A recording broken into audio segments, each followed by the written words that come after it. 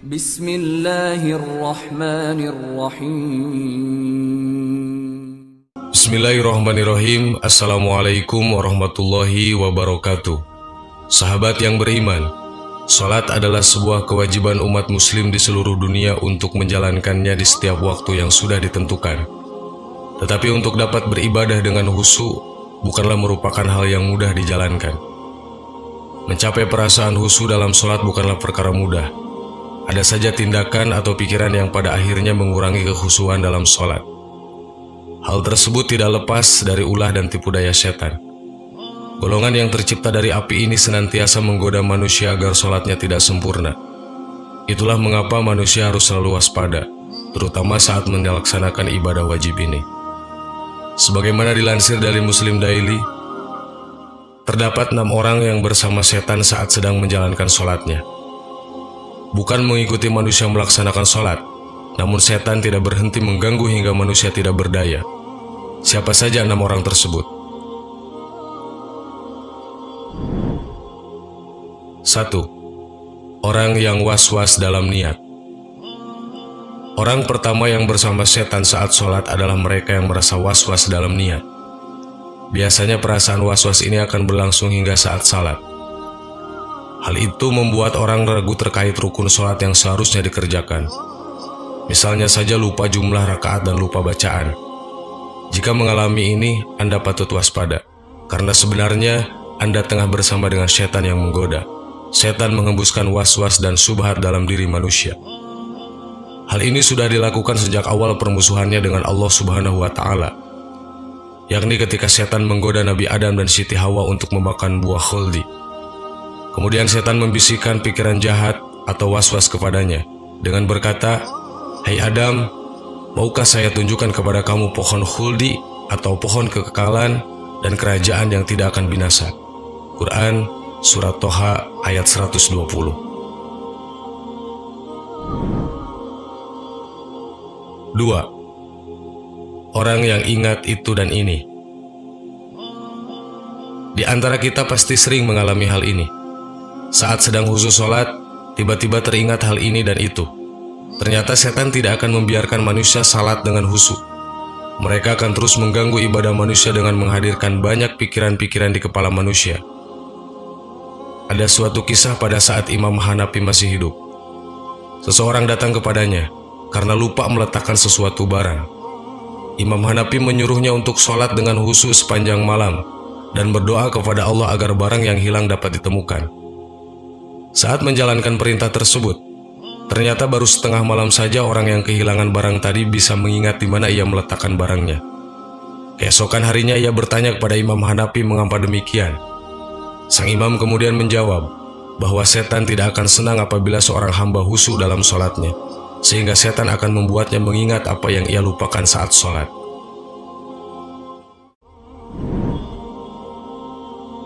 3. Orang yang merasa ragu buang angin. Hal ini juga sering dialami oleh banyak orang.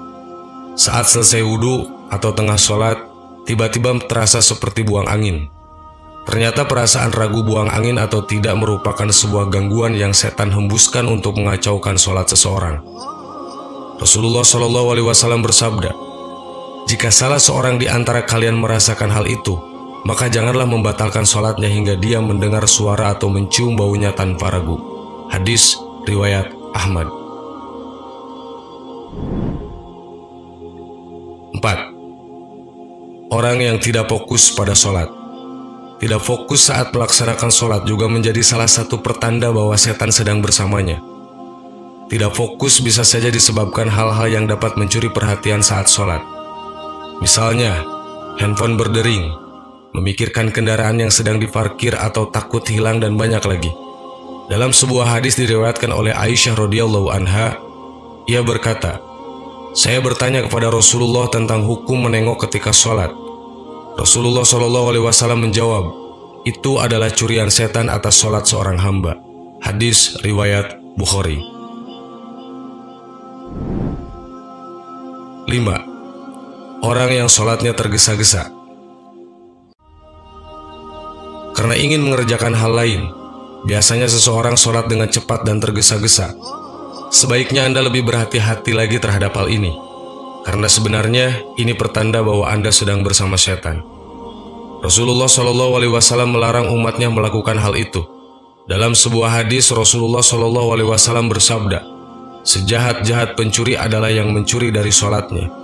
Dan para sahabat bertanya, "Wahai Rasulullah, bagaimana mencuri dari sholat?" Rasulullah berkata, "Dia tidak sempurnakan ruku dan sujudnya." Hadis riwayat Ahmad. Dalam hal ini, Rasulullah menganggap perbuatan mencuri dalam sholat lebih buruk daripada mencuri harta. 6. Wanita yang sholat ke masjid menggunakan wangi-wangian.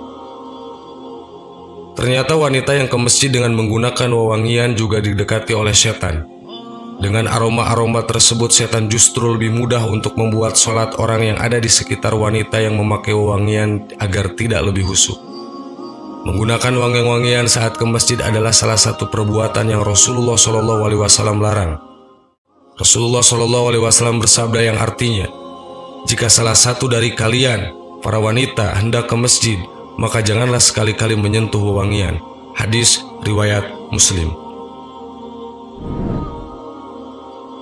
Sahabat yang beriman, semoga kita cepat menyadari ketika mengalami 6 hal tadi. Jangan sampai ikut terperdaya, dan hendaklah meminta perlindungan kepada Allah Subhanahu wa Ta'ala dari godaan setan yang terkutuk. Wallahu a'lam. Wassalamualaikum warahmatullahi wabarakatuh.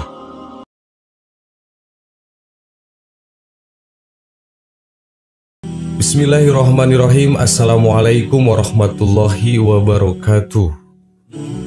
Sahabat yang beriman, jangan pernah remehkan hal-hal sepele yang kamu anggap dosanya kecil. Takutnya hal sepele itu malah akan menjerumuskanmu ke dalam api neraka.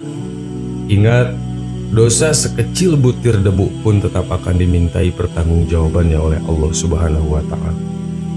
Maka dari itu, jangan sekali-kali meremehkan hal-hal kecil. Meskipun kamu menganggapnya biasa-biasa saja, tapi di depan Allah bisa jadi itu masalah serius. Jangan sampai hal itu menjatuhkanmu ke jurang neraka. Berikut ini ada beberapa hal kecil yang sering dianggap sepele tapi ternyata bisa menjerumuskanmu ke dalam api neraka. 1. Memutuskan silaturahmi. Orang yang memutuskan tali silaturahmi dengan saudara-saudaranya tidak akan masuk surga meski dia rajin beribadah. Sebagaimana sabda Rasulullah SAW, tidak akan masuk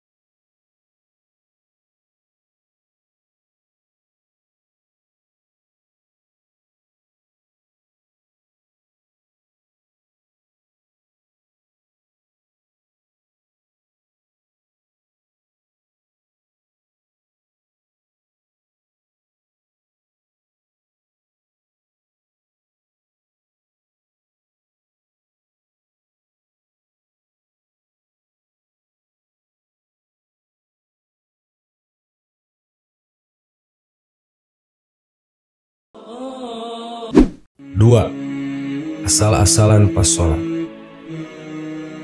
Sholat memang bisa menjamin kita masuk surga, tapi syarat sholatnya harus khusyuk dan disempurnakan dengan akhlak yang baik. Lalu, bagaimana jika sholatnya asal-asalan atau hanya sebatas menjalankan kewajiban saja tanpa dimaknai dan dihayati? Quran Surat Al-Ma'un ayat 4 dan 5 menjelaskan, "Maka celakalah bagi orang-orang yang sholat, yaitu orang-orang yang lalai dari sholatnya." Silahkan kamu nilai sendiri sholatmu seperti apa. Apakah dalam sholat hanya Allah saja yang diingat, atau banyak dicampur dengan hal yang lainnya? Anda tentukan sendiri. 3. Membicarakan keburukan orang lain. Ghibah atau membicarakan keburukan orang lain sebenarnya termasuk dosa besar, tapi sering dianggap hal sepele karena sudah biasa. Menurut Islam, membicarakan keburukan orang lain dengan niat menjelekannya itu sama saja dengan memakan bangkai saudaranya sendiri. Dan janganlah mencari keburukan orang lain, janganlah menggunjing satu sama lain. Adakah seorang di antara kamu yang suka memakan daging saudaranya yang sudah mati? Maka tentulah kamu merasa jijik kepadanya. Dan bertakwalah kepada Allah, sesungguhnya Allah Maha Penerima Taubat lagi Maha Penyayang. Quran Surat Al-Hujurat ayat 12. Jadi stop ya untuk ngegosip. Kalau mau bicarakan saja, bicarakan kebaikannya agar jadi contoh dan motivasi. 4. Memamerkan aurat. Seiring berjalannya waktu, memamerkan aurat sepertinya sudah semakin lumrah, terutama di golongan perempuan. Contohnya saja, tidak memakai hijab ketika berpergian keluar rumah. Walaupun pakaiannya tertutup, tapi tidak berhijab, tetap saja dianggap memamerkan aurat. Apakah kamu mau semua amal ibadahmu luntur karena kamu tidak menjaga aurat? 5. Suka menilai keburukan orang lain. Jika di sekitarmu ada orang yang memiliki perilaku buruk dan jarang beribadah, tetap kamu tidak punya hak menilai orang-orang tersebut. Sebab hanya Allah hakim yang seadil-adilnya. Siapa tahu orang yang berperilaku buruk itu berubah menjadi orang yang beriman. Ingat, setiap orang baik punya masa lalu dan setiap orang buruk masih punya masa depan. Meskipun kamu merasa sudah baik, apakah ada jaminan kamu meninggal dalam keadaan husnul khotimah? Tidak ada hak bagimu untuk menilai orang lain. Hanya Allah saja yang punya hak. Demikian 5 hal yang dianggap sepele tapi bisa menjerumuskanmu ke dalam api neraka. Wallahu a'lam. Assalamualaikum warahmatullahi wabarakatuh.